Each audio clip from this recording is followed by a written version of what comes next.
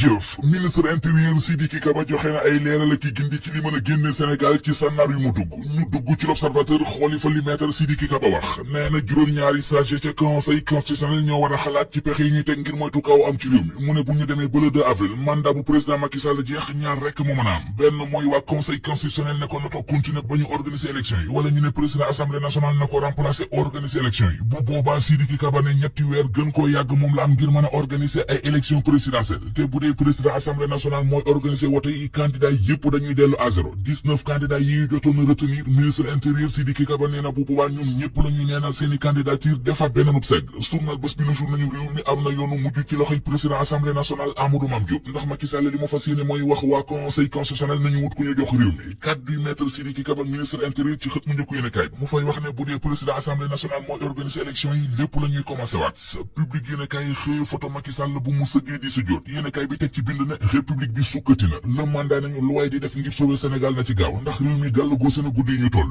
lii quotidien nañu bu ñu sukkandikoo ci li Sidiki Kaba ministre intérieur wax démb mënees naa jàpp ne processus électoral bi mi ngi ci sursi vox populi nañu président Macky Sall bind na démb ci compte X ne bu am mandaam jeexee dafay dem jël na décision bi te du ca dellu gannaaw le témoin nañu ginnaaw loolee mu wax maître Sidiki Kaba wax na démb ñaari mbir yi mën a am ci réew mi après 2 avril Walf Quotidien bind ne Macky Sall nee na yël banding réew mi ndax bañ na ne du organiser élection te nee na bu am mandaam jeexee le 2 avril dafay dem source nañu Sidiki Kaba wax na démb ñaari mbir yi mën a am ginnaaw le 2 avril waaye am na beneen bu mu fàtte ndax am na ñu taxaw ci réew mi taxawal kuréel gu ñu naan fipp ngir taxaw xeex ba duñu yegg foofu yëpp la Sénégal nañu kuréel ga FDR fipp la tudd ñi ko taxawal li ñu bëgg a def mooy lu fi mel ne li woon 23 juin nas nañu ay rassemblement yu bari ak i manifestation ngir Macky Sall jóge fi bu am mandaam jeexe les économies waa FC25 waa F24 waa FDD ak waa Aar Sunu Élection ñoo booloo taxawal ak front de résistance l'observateur nañu ñoom waa fipp fas nañu yéene amal ay rassemblement le 2 le 6 ak le 9 mars li ñuy xeexit l'observateur nee nañu am na si gi ñu yëkkati bokk na ci l'info bi na ne fipp judd na ñi ko taxawal liñ ci jublu mooy jàmmarloo ak Macky Sall jàmmarloo bu mujj ngir ñu respecter constitution bi bañ a laalit lenn ci processus électoral bi point ak nañu ak luñ ci mën di wax daal lii dëgg tey dëgg mooy mbir yi moom jaxasoo na jamono ji ne départ forcé bu Macky Sall bi ñuy wax bu amee luy doon ëllëgu réew mi point ak nee nañu ay équation la yu dul jeex li ñu xamagul kañ lay jeex di immigration clandestine gi li ci xew bërki démb ca Ndar Soleil national ci la xëy ba dañu wax ne tiisoo ak naqaroo ma ngay gën di yokk ndax ñaar fukki doomi aadama ak juróom-benn ñoo ca ñàkkoon seen bakkan waaye limba yokku na am na keneen ku ca faatu muy léegi ñaar fukki doomi aadama ak juróom-ñaar ki ci mujjee faatu journal bi ne nañu ci géej gi ci lañu génnee ab néewum ci ñu newoon ci gaal gi Soleil mi ngi ñuy xibaar ne bari na ci ñoo xam ne dëkkuñu ci réew mi ci sous-région bi la ñu jóge woon